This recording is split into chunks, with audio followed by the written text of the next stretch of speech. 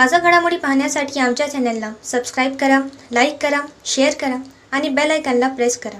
अंशतः अनुदानित, विनाअनुदानित माध्यमिक, उच्च माध्यमिक, कनिष्ठ महाविद्यालयाच्या शिक्षकांच्या प्रमुख मागण्याकडे शासन दुर्लक्ष करीत असल्याने 6 ऑगस्टला शिक्षक समन्वयक संघातर्फे जिल्हाधिकारी कार्यालयावर आक्रोश महामोर्चा काढला, ज्यामध्ये मुख्यमंत्री, उपमुख्यमंत्री, शिक्षण मंत्री हाय हाय अशा घोषणा देऊन हा परिसर दणाणून सोडला होता. राज्यात सध्या अंशतः अनुदानित तथा विनाअनुदानित प्राथमिक, माध्यमिक, उच्च माध्यमिक, कनिष्ठ महाविद्यालय यातील शिक्षक बांधवांना प्रचलित नियमानुसार टप्पावार अनुदान हे 1 जानेवारी 2024 पासून देण्यात यावे. या मुख्य मागण्यासह इतर मागण्यासाठी हिंगोली जिल्ह्यासह संपूर्ण महाराष्ट्रात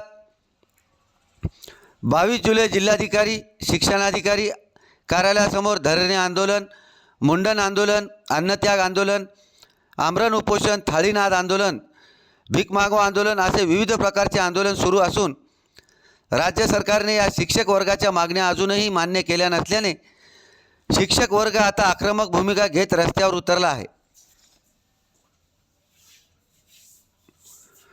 सरकार मात्र चालढकल करीत आहे. याचाच निषेध म्हणून हिंगोली जिल्ह्यात 6 ऑगस्ट मंगळवार रोजी शिक्षणाधिकारी ते जिल्हाधिकारी कार्यालय असा आक्रोश महामोर्चा काढण्यात आला होता.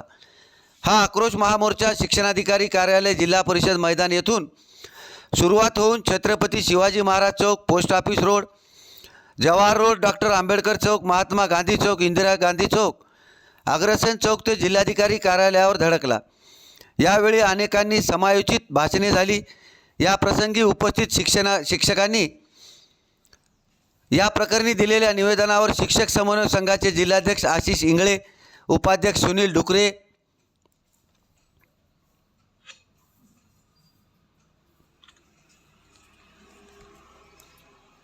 संतोष माळवटकर, बालाजी जांबुतकर, संदीपान कदम, मनोज बावगे, रोहिदास आसोले, डावोजी बळवंते, किरण Gangasagare, Dinesh Bhople, BG Suryavanshi, AR Chaudhari, RK Bhalerao, Himanshu Deshmukh, MB Pattebahadur, PD Shinde, Pramod Chaudhari, SR Ingale, HN Deshmukh, MA Chatse, GK Dipke, SM Pawar, AT Ghogade आदींच्या स्वाक्षऱ्या आहेत.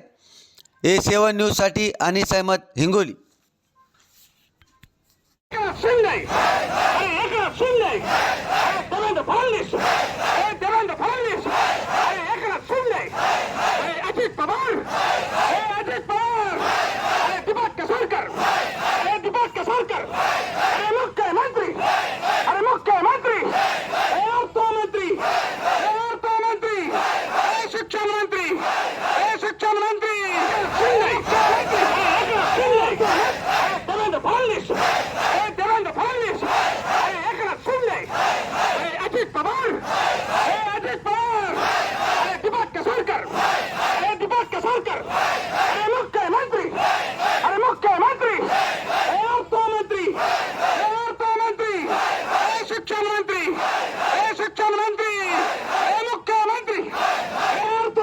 विद्यार्थी म्हणत आहेत, गुरुजी तुम्ही आम्हाला शिकवलंय, आम्ही घडलोय, आज आम्ही पोलीस झालो, आज आम्ही डॉक्टर झालो, आज आम्ही इंजिनियर झालोय.